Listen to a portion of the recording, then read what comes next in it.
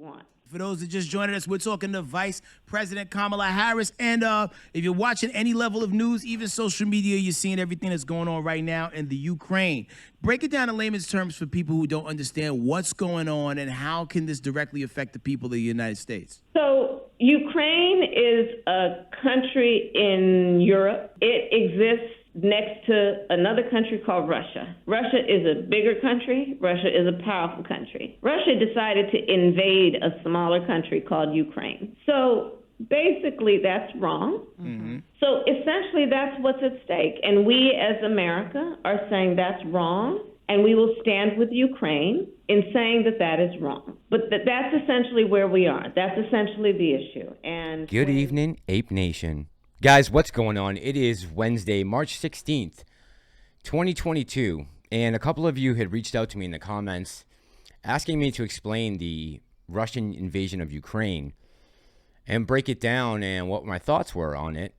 And to be completely honest with you, there is no better explanation than the explanation that I heard given by Vice President Kamala Harris as far as what is actually going on and breaking it down in the most simplest terms as possible. But in this video, I will dive into the subject matter a little deeper. We'll talk about the political agenda of this channel because I do have one, and I'll let you know what it is. And we're going to get into the Hycroft mine. AMC Entertainment buys stake in gold and silver mine at Hycroft. We'll talk about Hycroft. Mudrick Capital is involved. How many shares? Is this a good bet for AMC, or should we be upset?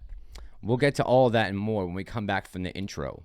So, before we get too far ahead of ourselves, cue the speeder.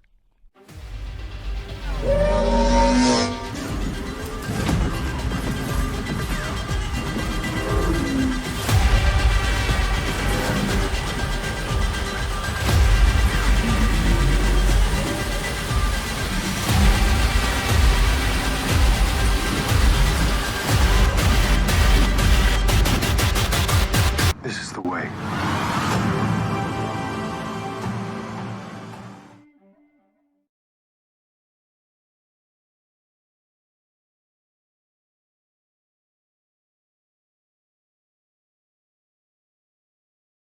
So I want to start this off just by saying I haven't really discussed this at all with anyone else in the community, any of the other creators to any extent, because I wanted to try to come at this with an unbiased opinion and give you my honest breakdown. As far as I'm concerned, I don't want to be influenced by anyone else. So to any of my creators out there who have reached out to me or I haven't spoken to in the last 24 hours, now you know where I've been. Trying to stay away from any opinionated electronic media or phone calls or texts that may sway my opinion in one way or another. So, with that being said, let's get into this. AMC is playing on offense again with a bold diversification move. We just purchased 22% of Hycroft Mining, NASDAQ HYMC ticker, of Northern Nevada. It has 15 million ounces of gold resources and another 600 million ounces of silver resources.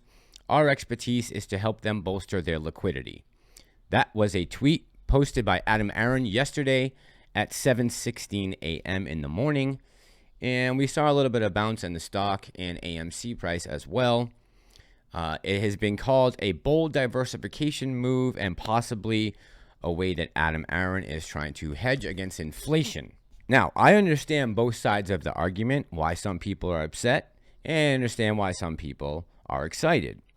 Me personally, looking at this, I can understand both sides of the story. So the amount of money spent by AMC picking up these shares was $27.9 million. They got them for about $1.19 a share, and they picked up 23.4 million shares, which, like was said, is about 22% of the float.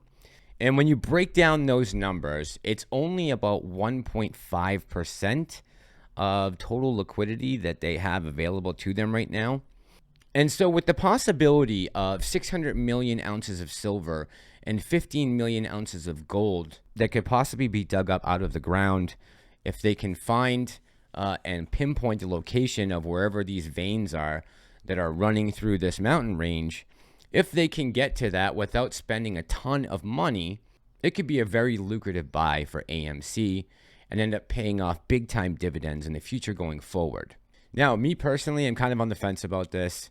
I see the upside and I also see the downside. The problem is we're way too early in the game right now to try to make an assessment. A lot more DD's got to be done about this company. If you guys are having dreams right now of gold bars and nuggets flying out of AMC theaters, I wouldn't count on that. But there's a possibility that this could reap huge rewards in the future if they can figure out a way to extract some of this gold and silver from the earth without spending a ton of money or going bankrupt. All right, and this leads me to the next subject, which is the invasion of Ukraine by Russia. I found an article from The Guardian from 7 years ago talking about the Azov fighters that are in Ukraine and how they could be Ukraine's greatest weapon, but also may be its greatest threat. And I'm just going to read a little clip from this article so I can explain to you who these people are. Dmitry, which he said is not his real name, is a native of East Ukraine and a member of the Azov Battalion, a volunteer grouping that has been doing much of the frontline fighting in Ukraine's war with pro-Russian separatists. Remember, this is from 7 years ago.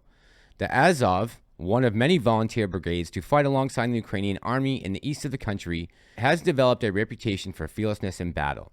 But there is an increasing worry that while the Azov and other volunteer battalions might be Ukraine's most potent and reliable force on the battlefield against the separatists, they also pose the most serious threat to the Ukrainian government and perhaps even the state. When the conflict in the east is over, the Azov causes particular concern due to the far right, even neo-Nazi leanings of many of its members. Dmitry claimed not to be a Nazi, but he did talk about AH as a military leader, and he believes that the Hollow never happened. The battalion's symbol is reminiscent of the Nazi Wolf's Angel, though the battalion claims it is in fact to be the letters N and I crossed over each other, standing for a national idea.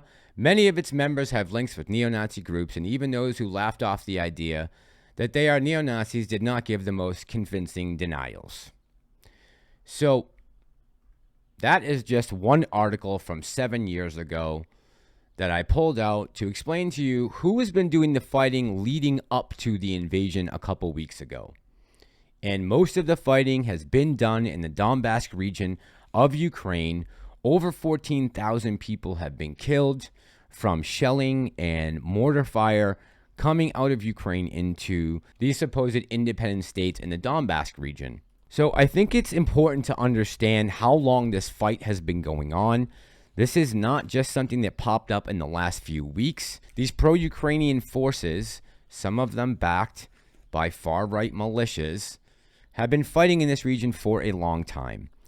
And it's important to understand what's going on, looking at the map of NATO, how things have changed, and how NATO is now bringing its countries right up to Russia's border. You got to go back and look at what happened with the Maidan coup back in 2014 when Victoria Nuland and the rest of the administration under Barack Obama wanted to get a pro-NATO president into office, and they used a coup to do so. You don't have to take it from me. Take it from Victoria Nuland. The recorded conversation about her picking the next president is online. You can find it. If I find it before I upload the video, I'll put in the link in the description. But there's also something else you can watch. I'm going to pull this clip. It's from 2018 from Vice News, and it's going to show you exactly what the fears are about concerning these fighters. Watch. Hidden away on the front lines of eastern Ukraine is a potentially deadly force. Volunteer fighters who saved the nation from invaders remain armed and dangerous,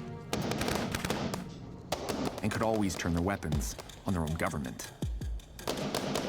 То есть объясни ему, что сейчас мы герои-красавцы, а завтра мы приказом президента станем террористами. So what would you do if the government declared you a terrorist and made you a criminal? Ну, уже были попытки просто на самом деле там захватить нашу базу. Но у них не получилось. Ну, займем круговую оборону, а там посмотрим, насколько их хватит.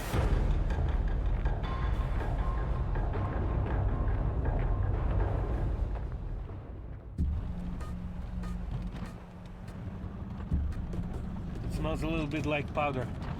Yeah, it does. Yeah. They've been shelling this piece stretch? of road, yeah. A war's been dragging on here for years. I've followed the conflict in Ukraine for a while. Obviously, you're a very powerful guy.